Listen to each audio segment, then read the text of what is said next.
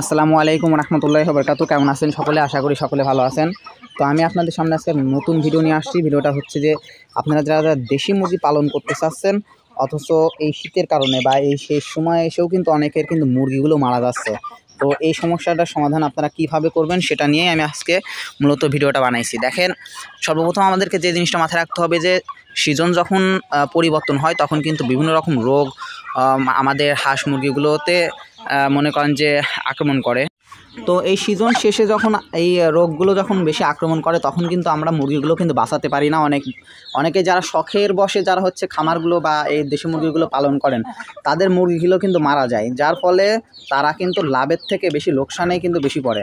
তো এই সমস্যাটার জন্য আমাদেরকে সর্বপ্রথম এই মুরগিগুলো রোগ প্রতিরোধ ক্ষমতার বৃদ্ধি করার ব্যবস্থাটা করতে হবে। আর রোগ যদি আপনারা কন্ট্রোল করতে পারেন তাহলে পরেই কিন্তু আপনারা মনে করেন যে ব্যবসায় লাভ। দেখেন, আমার কিন্তু এখানে সব কিন্তু দেশি মুরগি আমি কিন্তু উন্মুক্ত পদ্ধতিতে এখানে চাষ করি। আমার কিন্তু এখানে ওদেরকে কিন্তু ঘিরে রাখার কোনো ব্যবস্থা নেই। আমি কিন্তু ওদেরকে কিন্তু ঘিরে রাখি না। ওদেরকে জাস্ট আমি 2 বেলা খাবার দিই, একটা হচ্ছে সকালবেলা আর একটা হচ্ছে দুপুর মানে রাতে, মানে তোলার আগে সন্ধ্যার দিকে।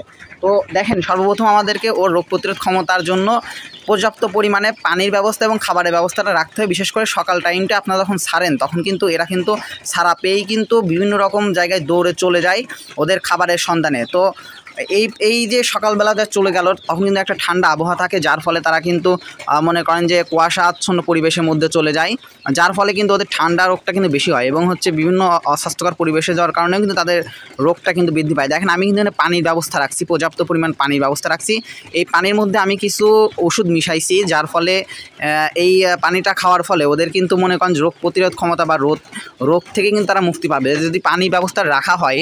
তো পানিটা যখন ওরা খাবে, আমি ওষুধ মিশাইছি, যেমন হচ্ছে এখানে রেনামাইসিন আছে, মাইক্রোনিট আছে, আর হচ্ছে ঠান্ডার জন্য বঙ্গভেট ব্যবহার করা হয়। আমি কিন্তু এই ওষুধগুলো এখানে মিশাই, এখানে রাখছি, ওদের খাবার দিচ্ছি, সাথে সাথে কিন্তু আমি ওদের কিন্তু পানিটাও এখানে রাখছি, যার ফলে ওরা খাচ্ছে, খাবারটাও খাচ্ছে, পানিটাও খাচ্ছে। আপনারা যখন হচ্ছে এদেরকে মনে করেন যে নিয়মিতভাবে খাবারটা খাওয়াই দিবেন তখন কিন্তু এরা কিন্তু বেশি বাইরে যাবে না, তখন কিন্তু আপনার বাড়ির আশপাশেই থাকবে, যার ফলে এরা কুয়াশা আচ্ছন্ন পরিবেশ বা সিজনাল যে প্রবলেমগুলো হয় সেগুলো কিন্তু হবে না। তো আপনাদেরকে ওদের খাবারের ব্যবস্থাটা ঠিক মতো রাখতে হবে। খাবার যদি ঠিক থাকে, পানি ওষুধ যদি আপনারা নিয়মিত দেন, এই সিজনাল যে প্রবলেমটা হয় এটা কিন্তু আর হবে না। তো আপনাদের অবশ্যই মাথায় রাখতে হবে ওদের খাবার এবং পানি এবং হচ্ছে ওষুধ, এই দিকগুলো যে নিয়ন্ত্রণ করতে পারবে তার জন্যই কিন্তু মুরগি চাষে কিন্তু সফল হওয়া কিন্তু সম্ভব। আশা করি সবাই বুঝতে পারছেন। আর অবশ্যই পানির ব্যবস্থাটা কিন্তু এখানে পাশে রাখতে হবে। বিশুদ্ধ পানির কিন্তু কোনো রকম বিকল্পই নাই। বিশুদ্ধ পানি কিন্তু আপনার অবশ্যই লাগবে, অবশ্যই লাগবে। বিশুদ্ধ পানি ছাড়া কিন্তু যে কোনো প্রাণীর কথাই বলেন তারা কিন্তু রোগাক্রান্ত হবেই হবে। তো এই শীতের সময় কিন্তু আপনাদের উচিত হবে হচ্ছে গরম অর্থাৎ হচ্ছে নতুন কল থেকে পানি তুলে নেওয়া, মানে কল থেকে নতুন পানি তুলে এনে দেওয়া, সেটাই কিন্তু ভালো। তো ভিডিওটা এই পর্যন্তই। যদি ভিডিওটা ভালো লাগে অবশ্যই একটা লাইক, কমেন্ট এবং সাবস্ক্রাইব করে পাশে থাকবেন। আল্লাহ হাফেজ।